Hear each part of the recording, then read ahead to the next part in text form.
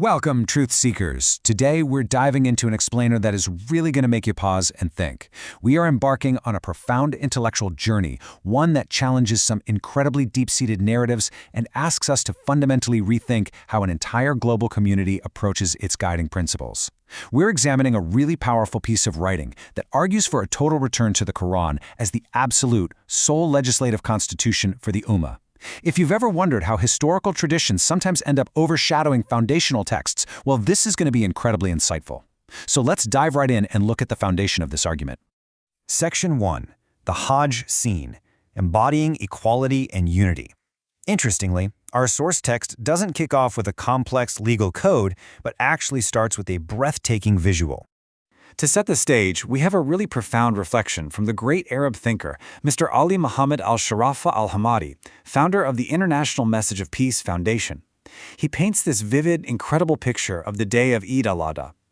Imagine millions of people gathering from literally every corner of the earth. But what's vital here is exactly how they gather. Barefoot, wearing simple, identical shrouds, all echoing a single call. Mr. Al-Shurafa points out that this isn't just a ritual. No, it is a moment where human beings reclaim their true, unfiltered reality. They stand as absolute equals, affirming the pure unity of the Creator, and critically renewing their covenant to follow Allah's laws and His clear book. This creates such a stark contrast. Think about our daily human reality.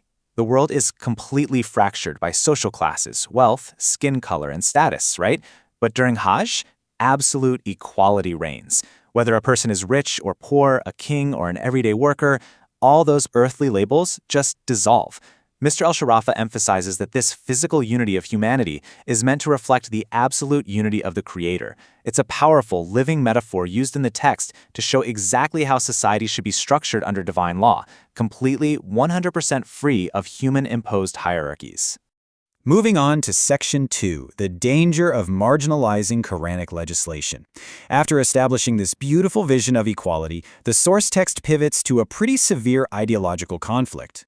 The author points to a very specific and, honestly, alarming claim. Some prominent religious scholars, figures often considered leaders of Islamic propagation, have publicly stated that the Quran represents no more than 1/3 of Islam. Yes, you heard that right, just 1/3. The remaining 2/3, they argue, are made up of human narratives and prophetic traditions.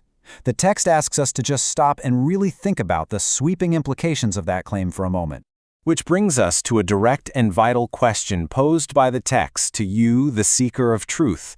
Is it logical to marginalize this universal message? Does it make any sense to sideline the very text described as a light meant to bring humanity out of darkness? The author argues heavily that reducing the Qur'an to a mere fraction of the faith is a dangerous deception. It's a distraction that pulls the Ummah away from its true divine constitution.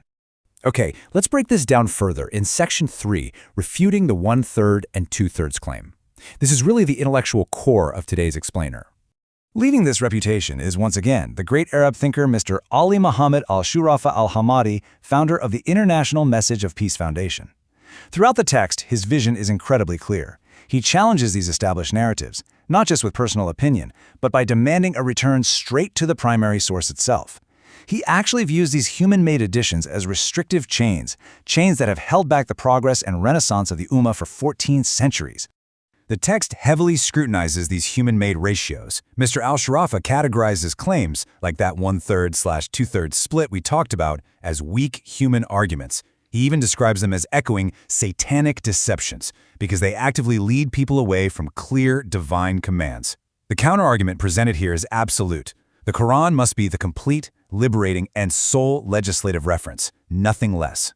To back this up, the text points directly to Surah Al-Araf, verse 3. Follow what has been revealed to you from your Lord, and do not follow other patrons besides him. For Mr. Al-Shurafa, this is irrefutable evidence. The command is explicit, isn't it? Follow the revealed text. It establishes a direct, unmediated relationship between the divine law and the believer, leaving absolutely no room for volumes of later human interpretations to override it.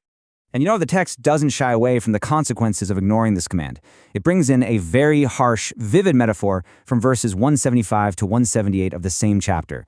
These verses issue a severe warning to those who detach themselves from Allah's verses just to follow their own desires. It compares them to a panting dog. Whether you chase it or leave it alone, it pants.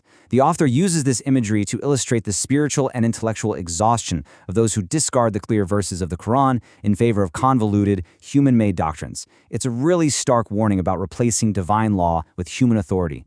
Which brings us to Section 4, the Quran, the Constitution of Freedom and Dignity. But it's important to note, the source text isn't just about warnings, it's deeply optimistic about what happens when society actually gets it right.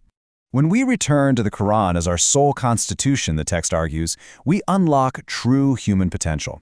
This methodology actively frees humanity from the slavery and captivity of human masters. It promotes free thought, not just as a right, but as a religious duty. It guarantees the absolute right to life, and perhaps most powerfully, it ensures freedom of belief and choice without any human acting as a watchdog over another person's faith. Here is the ultimate proof of that freedom, highlighted by the author. Surah Al-Kahf, verse 29. And say, "The truth is from your Lord, so whoever wills, let him believe, and whoever wills, let him disbelieve." This brilliantly illustrates that under the Quranic constitution, faith is a matter of pure free will. There's no coercion, there's no human oversight committee for your soul, God alone is the observer. The author argues this fundamentally dismantles any religious authority that tries to force belief or control the masses through fear. And finally, Section 5, a call to the youth, restoring the renaissance of the Ummah.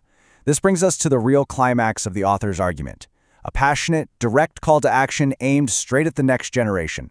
The text outlines a highly practical three-step methodology for the youth to step up and lead this modern renaissance. Step 1, deep reflection. Don't just read the words, really understand the cosmic message. Step 2, practical application. The Quran is meant to be lived, to drive justice and mercy in our daily interactions. And Step 3, making it the sole reference. The author urges that whenever there is a dispute or a question of law, society absolutely must return to the divine constitution, bypassing those centuries of human additions that have clouded the truth. Summarizing the path forward, the author's message is crystal clear. First, the Quran is not merely heritage to be beautifully recited and then placed on a shelf. It is a daily, lived constitution. Second, believers must actively reject voices that mislead and attempt to diminish the Quran's absolute authority in the name of religion. And finally, keep the ultimate perspective. Prepare for the day of judgment. That's a day where earthly titles, wealth, and human-made doctrines will mean absolutely nothing, and only truth and adherence to the divine covenant will prevail. We've explored a deeply challenging perspective today.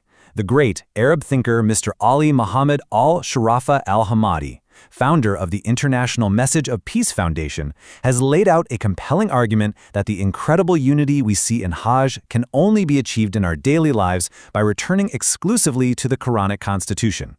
So, we leave you with the ultimate question posed by the text.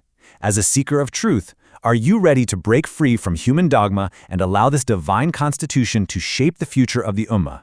The choice is entirely yours. Thank you for joining me on this explainer and keep seeking. مؤسسة رسالة السلام العالمية، رسالة إنسانية لعالم أكثر سلاماً.